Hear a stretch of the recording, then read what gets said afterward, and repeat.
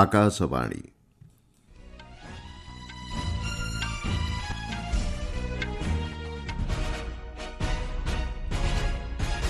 ସମ୍ବାଦ ପଢ଼ୁଛନ୍ତି ମଳୟ ରଞ୍ଜନ ମିଶ୍ର।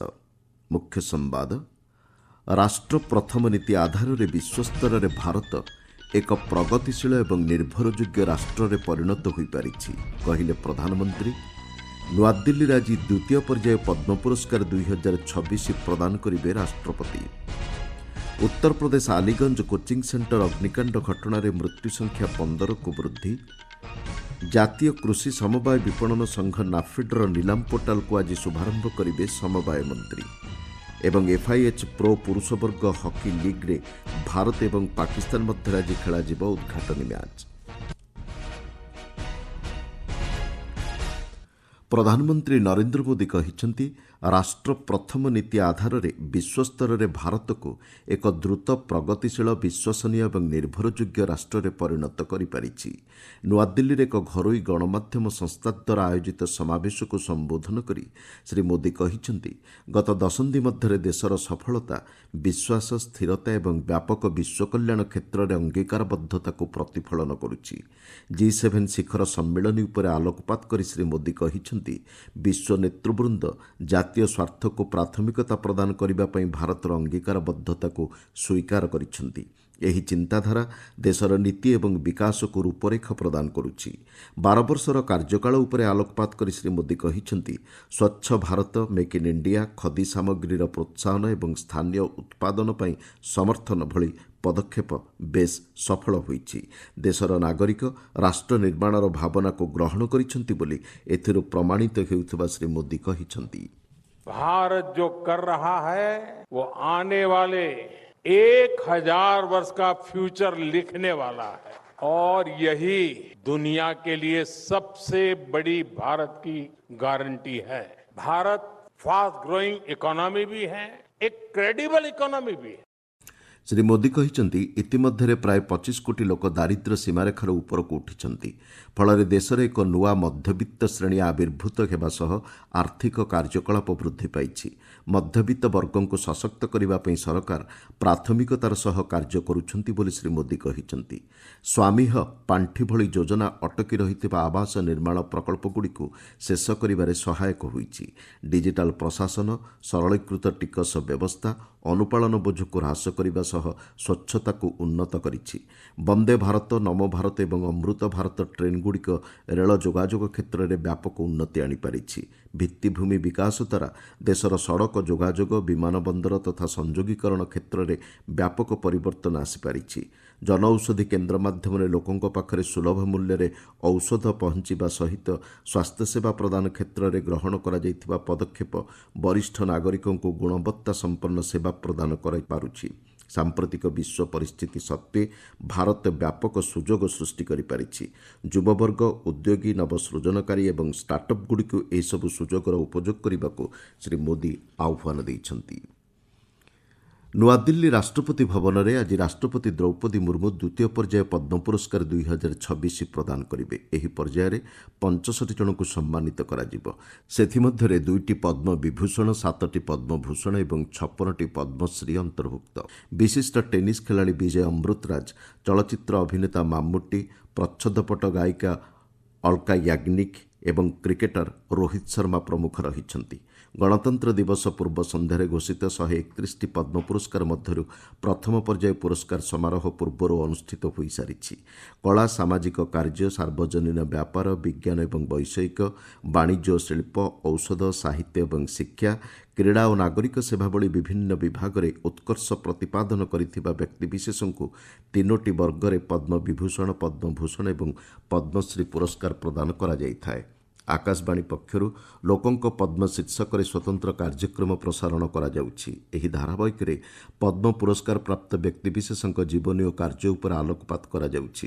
କାର୍ଯ୍ୟକ୍ରମଗୁଡ଼ିକ ସକାଳ 9:10ରେ 100.1 ଆକାଶବାଣୀ ଗୋଲ୍ଡ ଚ୍ୟାନେଲରେ ପ୍ରସାରିତ ହେଉଛି। ଏହି କାର୍ଯ୍ୟକ୍ରମ ନ୍ୟୁଜ୍ ଅନ୍ ଏଆଇଆର୍ ଏବଂ news on AIR official YouTube ଚ୍ୟାନେଲରେ ମଧ୍ୟ ଉପଲବ୍ଧ ହେବ ବୋଲି ଜଣାପଡ଼ିଛି। ଆପଣମାନେ ସମ୍ବାଦ ଶୁଣୁଛନ୍ତି ଆକାଶବାଣୀରୁ। ଉତ୍ତରପ୍ରଦେଶ ଆଲିଗଞ୍ଜ ସ୍ଥିତ ପୂର୍ଣ୍ଣିଆ କୋଚିଂ ସେଣ୍ଟର ଅଗ୍ନିକାଣ୍ଡ ଘଟଣାରେ ଶିକ୍ଷାର୍ଥୀଙ୍କ ମୃତ୍ୟୁ ସଂଖ୍ୟା 15କୁ ବୃଦ୍ଧି ପାଇଛି। ଏହି ଘଟଣାରେ ମୁଖ୍ୟମନ୍ତ୍ରୀ ଯୋଗୀ ଆଦିତ୍ୟନାଥଙ୍କ ନିର୍ଦ୍ଦେଶରେ ଲକ୍ଷ୍ନୌ ବିକାଶ ପ୍ରାଧିକରଣ, ଅଗ୍ନିଶମ ବିଭାଗ ଏବଂ ବିଦ୍ୟୁତ୍ ବିଭାଗର 4 ଜଣ ଅଧିକାରୀଙ୍କୁ ନିଲମ୍ବନ କରାଯାଇଛି। ଉତ୍ତରପ୍ରଦେଶ ଅଗ୍ନିସେବା ଆଇନ ଧାରା ଏବଂ ଭାରତୀୟ ନ୍ୟାୟ ସଂହିତା ଅନୁଯାୟୀ ଆଲିଗଞ୍ଜ ପୁଲିସ୍ ପକ୍ଷରୁ କଥିତ 6 ଜଣ ଅଭିଯୁକ୍ତ ଏବଂ ଅନ୍ୟ ବ୍ୟକ୍ତିଙ୍କ ବିରୁଦ୍ଧରେ ମାମଲା ରୁଜୁ ହୋଇଛି। ଇତିମଧ୍ୟରେ 4 ଜଣଙ୍କୁ ଗିରଫ କରାଯାଇଛି। ଅଗ୍ନିକାଣ୍ଡ ଘଟିଥିବା କୋଠାକୁ ସିଲ୍ କରିଦିଆଯାଇଛି। ମିଳିଥିବା ସୂଚନା ଅନୁଯାୟୀ 2016 ମସିହାରେ ଅନଧିକୃତ ନିର୍ମାଣ ଆଧାରରେ କୋଠାଟିକୁ ଭାଙ୍ଗିଦେବା ପାଇଁ ନିର୍ଦ୍ଦେଶ ଦିଆଯାଇଥିଲା, କିନ୍ତୁ 2 ମାସ ତଳେ ଏହାକୁ ପ୍ରତ୍ୟାହାର କରି ନିଆଯାଇଥିବା ଜଣାପଡ଼ିଛି। ରାଜ୍ୟ ସରକାର ଏହି ଘଟଣାର ଉଚ୍ଚସ୍ତରୀୟ ତଦନ୍ତ ନିର୍ଦ୍ଦେଶ ଦେଇଛନ୍ତି। ଏଥିପାଇଁ ସ୍ୱତନ୍ତ୍ର ତଦନ୍ତକାରୀ ଦଳ ଏସ୍ଆଇଟି ଗଠନ କରାଯିବା ସହ 7 ଦିନ ମଧ୍ୟରେ ରିପୋର୍ଟ ଦାଖଲ କରିବାକୁ କୁହାଯାଇଛି। ଜାତୀୟ ସୁରକ୍ଷା ପରାମର୍ଶଦାତା ଅଜିତ ଡୋଭାଲ ଚୀନର ବୈଦେଶିକ ମନ୍ତ୍ରୀ ୱାଙ୍ଗ ୟିଙ୍କ ସହ ସାକ୍ଷାତ ଆଲୋଚନା କରିଛନ୍ତି। ଦ୍ୱିପାକ୍ଷିକ ସମ୍ପର୍କର ବିଭିନ୍ନ ଦିଗ ଉପରେ ଉଭୟଙ୍କ ମଧ୍ୟରେ ମତ ବିନିମୟ ହୋଇଥିବା ଜଣାପଡ଼ିଛି। ନୂଆଦିଲ୍ଲୀରେ ଚାଲିଥିବା 16ତମ ବ୍ରିକ୍ସ ଜାତୀୟ ସୁରକ୍ଷା ପରାମର୍ଶଦାତା ବୈଠକ ପରିପ୍ରେକ୍ଷୀରେ ଏହି ଆଲୋଚନା ଅନୁଷ୍ଠିତ ହୋଇଛି। ଗଠନମୂଳକ, ସ୍ଥିର ଏବଂ ପୂର୍ବାନୁମାନଯୋଗ୍ୟ ଦ୍ୱିପାକ୍ଷିକ ସମ୍ପର୍କ ଉଭୟ ଦେଶ ମଧ୍ୟରେ ବିଶ୍ୱାସ ଓ ଉତ୍ତମ ବୁଝାମଣାକୁ ଅଧିକ ସୁଦୃଢ଼ କରିବ ବୋଲି ଶ୍ରୀ ଡୋଭାଲ ଆଶାବ୍ୟକ୍ତ କରିଛନ୍ତି। ବୈଦେଶିକ ବ୍ୟାପାର ମନ୍ତ୍ରଣାଳୟ ମୁଖପାତ୍ର ରଣଧୀର ଜୟସ୍ୱାଲ ଏ ସମ୍ପର୍କରେ ସୂଚନା ଦେଇ କହିଛନ୍ତି, ଉଭୟ ଦେଶ ମଧ୍ୟରେ ଏବେ ଗତିଶୀଳ ହେଉଥିବା ବିକାଶ ଉପରେ ପାରସ୍ପରିକ ବୁଝାମଣା ନେଇ ଶ୍ରୀ ଡୋଭାଲ ଏବଂ ଚୀନ ବୈଦେଶିକ ମନ୍ତ୍ରୀ ୱାଙ୍ଗ ୟିଙ୍କ ମଧ୍ୟରେ ବ୍ୟାପକ ଆଲୋଚନା ହୋଇଛି। କେନ୍ଦ୍ର ସମବାୟ ମନ୍ତ୍ରୀ ଅମିତ ଶାହା ଆଜି ନୂଆଦିଲ୍ଲୀରେ ଭାରତର ଜାତୀୟ କୃଷି ସମବାୟ ବିପଣନ ସଂଘ ନାଫେଡ୍ର ନିଲାମ ପୋର୍ଟାଲର ଶୁଭାରମ୍ଭ କରିବେ। ନିଲାମ ପ୍ରକ୍ରିୟାକୁ ଅଧିକ ସଶକ୍ତ ଏବଂ ସ୍ୱଚ୍ଛ ତଥା ଏଥିରେ ପାରଦର୍ଶିତା ଆଣିବାରେ ଏହି ପୋର୍ଟାଲର ଏକ ଗୁରୁତ୍ୱପୂର୍ଣ୍ଣ ଭୂମିକା ରହିବ। ବିଶେଷକରି କୃଷକ, ସଦସ୍ୟ ସଂଗଠନ ତଥା ଅଂଶୀଦାରମାନଙ୍କ ସ୍ୱାର୍ଥକୁ ଦୃଷ୍ଟିରେ ରଖି ଏହି ଡିଜିଟାଲ ପ୍ଲାଟଫର୍ମ ନିଲାମ ସମ୍ପର୍କିତ କାର୍ଯ୍ୟକଳାପ ତଥା ନାଫେଡ୍ର ସାମଗ୍ରିକ କାର୍ଯ୍ୟଶୈଳୀକୁ ସୁସଂହତ କରାଯାଇପାରିବ। ସମବାୟ ମନ୍ତ୍ରଣାଳୟ ପକ୍ଷରୁ ଏ ସମ୍ପର୍କରେ ଦିଆଯାଇଥିବା ସୂଚନା ଅନୁଯାୟୀ ଶ୍ରୀ ଶାହା ଏହି ଅବସରରେ ନାଫେଡ୍ର କେତେକ କୃଷି କେନ୍ଦ୍ରିକ ତଥା ଗୁରୁତ୍ୱପୂର୍ଣ୍ଣ ଡିଜିଟାଲ ପଦକ୍ଷେପର ଶୁଭାରମ୍ଭ କରିବାର କାର୍ଯ୍ୟସୂଚୀ ରହିଛି।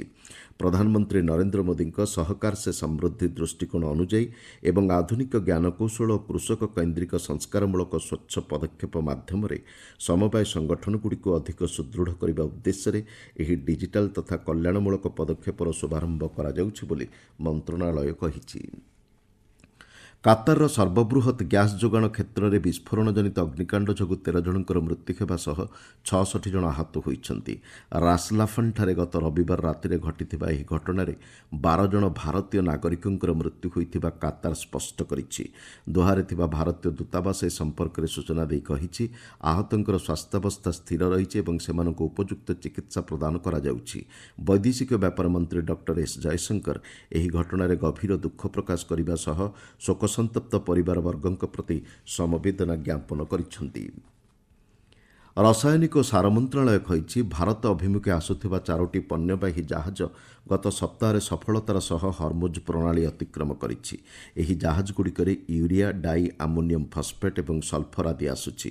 ଓଡ଼ିଶାର ପାରାଦୀପ, ଗୁଜରାଟର ମୁନ୍ଦ୍ରା ଏବଂ ଆନ୍ଧ୍ରପ୍ରଦେଶର କୃଷ୍ଣପଟ୍ଟନମ୍ ଓ କାକିନାଡା ବନ୍ଦରରେ ଏହି ଜାହାଜଗୁଡ଼ିକ ପହଞ୍ଚିବ। ଦେଶରେ ସାର ଆବଶ୍ୟକତାକୁ ଏହା ପୂରଣ କରିବା ସହ ଗଚ୍ଛିତ ସାର ପରିମାଣକୁ ବୃଦ୍ଧି କରିବ ବୋଲି ମନ୍ତ୍ରଣାଳୟ କହିଛି। ଏଫ୍ଆଇଏଚ୍ ପୁରୁଷ ବର୍ଗ ପ୍ରୋ ହକି ପ୍ରତିଯୋଗିତାର ଉଦ୍ଘାଟନୀ ମ୍ୟାଚ୍ରେ ଆଜି ଭାରତ ଏବଂ ପାକିସ୍ତାନ ମଧ୍ୟରେ ମୁକାବିଲା ହେବ। 2024 ମସିହାରେ ଚୀନର ହୁଲୁନବୁଇରେ ଏସିଆ ଚାମ୍ପିୟନସିପ୍ ଟ୍ରଫି ମୁକାବିଲା ପରେ ଭାରତ ଏବଂ ପାକିସ୍ତାନ ମଧ୍ୟରେ ଏହା ହେବ ପ୍ରଥମ ମୁକାବିଲା। ସେହି ମ୍ୟାଚ୍ରେ ଭାରତ 2-1 ଗୋଲ୍ରେ ବିଜୟୀ ହୋଇଥିଲା। ଫିଫା ବିଶ୍ୱକପ୍ ଫୁଟବଲ ପ୍ରତିଯୋଗିତାର ଗ୍ରୁପ୍ ଆଇ ପର୍ଯ୍ୟାୟ ମ୍ୟାଚ୍ରେ ଫ୍ରାନ୍ସ ଏବଂ ଇରାକ ମଧ୍ୟରେ ମ୍ୟାଚ୍ ଜାରି ରହିଛି। ଆମେରିକାର ଫିଲାଡେଲଫିଆଠାରେ ଚାଲିଥିବା ମ୍ୟାଚ୍ରେ ଖେଳ ମଧ୍ୟଭାଗ ସୁଦ୍ଧା ଫ୍ରାନ୍ସ 1-0 ଗୋଲ୍ରେ ଆଗୁଆ ରହିଥିଲା। ପୂର୍ବରୁ ଗ୍ରୁପ୍ ଜେ ପର୍ଯ୍ୟାୟ ମ୍ୟାଚ୍ରେ ଆର୍ଜେଣ୍ଟିନା ଅଷ୍ଟ୍ରିଆକୁ 2-0 ଗୋଲ୍ରେ ପରାସ୍ତ କରିଛି। ମୁଖ୍ୟ ସମ୍ବାଦଗୁଡ଼ିକ ପୁଣି ଥରେ। ରାଷ୍ଟ୍ର ପ୍ରଥମ ନୀତି ଆଧାରରେ ବିଶ୍ୱସ୍ତରରେ ଭାରତ ଏକ ପ୍ରଗତିଶୀଳ ଏବଂ ନିର୍ଭରଯୋଗ୍ୟ ରାଷ୍ଟ୍ରରେ ପରିଣତ ହୋଇପାରିଛି, କହିଲେ ପ୍ରଧାନମନ୍ତ୍ରୀ। ନୂଆଦିଲ୍ଲୀରେ ଆଜି ଦ୍ୱିତୀୟ ପର୍ଯ୍ୟାୟ ପଦ୍ମ ପୁରସ୍କାର 2026 ପ୍ରଦାନ କରିବେ ରାଷ୍ଟ୍ରପତି। ଉତ୍ତରପ୍ରଦେଶ ଆଲିଗଞ୍ଜ କୋଚିଂ ସେଣ୍ଟର ଅଗ୍ନିକାଣ୍ଡ ଘଟଣାରେ ମୃତ୍ୟୁ ସଂଖ୍ୟା 15କୁ ବୃଦ୍ଧି। ଜାତୀୟ କୃଷି ସମବାୟ ବିପଣନ ସଂଘ ନାଫେଡର ନିଲାମ ପୋର୍ଟାଲକୁ ଆଜି ଶୁଭାରମ୍ଭ କରିବେ ସମବାୟ ମନ୍ତ୍ରୀ। ଏବଂ ଏଫ୍ଆଇଏଚ୍ ପ୍ରୋ ପୁରୁଷ ବର୍ଗ ହକି ଲିଗ୍ରେ ଭାରତ ଏବଂ ପାକିସ୍ତାନ ମଧ୍ୟରେ ଆଜି ଖେଳାଯିବ ଉଦ୍ଘାଟନୀ ମ୍ୟାଚ୍। ସମ୍ବାଦ ଶେଷ ହେଲା।